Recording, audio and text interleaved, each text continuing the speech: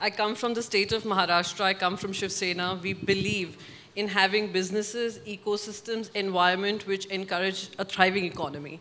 And this happens to be one of them. It happens to be, Mumbai happens to be one of the fintech hubs, one of the chosen hubs where crypto exchanges are established. And we are seeing, because of this indecisive stance from the government, we are seeing a flight of capital. We are seeing lots of exchanges are moving out of India, moving out of Mumbai.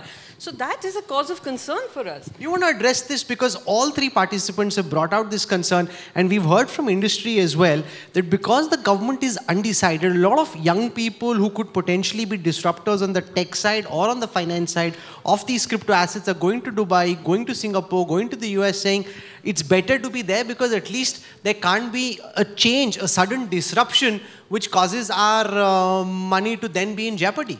I'll just take one more point. The way RBI had stepped in to ban these crypto exchanges, I think that was very unfortunate, and it just pushed them underground. And it validates the entire point of not being decisive about something like this. Taking that leap forward, having that ability to take the risk and having that hunger as a nation to be able to create employment for its people and to understand how technology works. I would look at it from three places.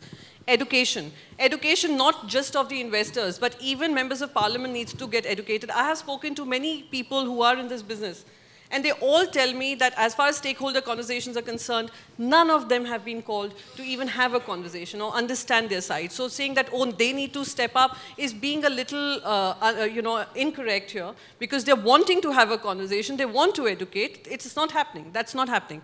The second thing I believe is creating that ecosystem, an enabling ecosystem which will create jobs, which will look at innovation, which will create opportunities for the young.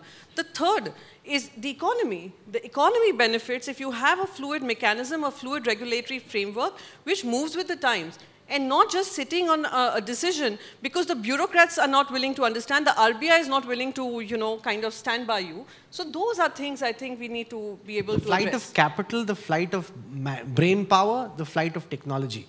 And the fact that some of these disruptions which could have happened in India as you try and build out the Atmanirbhar Bharat story will actually be once again what happened previously, where the tech disruptions happened in Silicon Valley were just imported by the likes of Flipkart or Snapdeal into India, and none of the disruption really happened here. Rahul, we have almost 100 unicorns in India.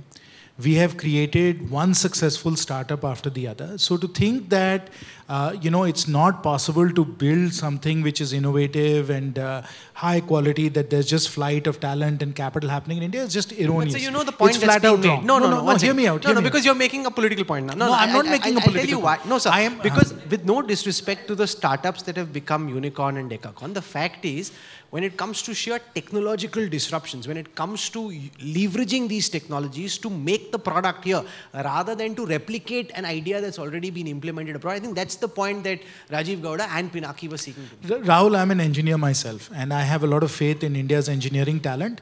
There are wave after wave of innovations, and if right now, because we're taking an appropriately measured approach because of the risk-reward balancing that we have to do, if we believe that we are missing the bus on innovation, I don't think that's correct. There will be another wave of innovation and another wave of innovation, and once we've got our regulatory framework right, we will innovate within that framework. I'll give you an example of payment systems, right? Payment systems, Visa, MasterCard, etc., were already in massive use globally. We came in late, if you will, and of course we put in place NPCI, National Payments Clearing, we put in place RuPay, we put in place UPI. Now we have the highest volume payment system in the world. We were much later than anyone else, and now we are the leaders. So it's not as if innovation doesn't happen, continuously. It does, and we can always catch up and leapfrog as well. So I'm not particularly worried about that part of it. What I want to make sure is that when we start, we put in place the right framework, that we do it so that we don't have to then go back and repair some big damage that has happened. And for that, we have to take a measured approach. If you like the video, do like, comment, share, and subscribe.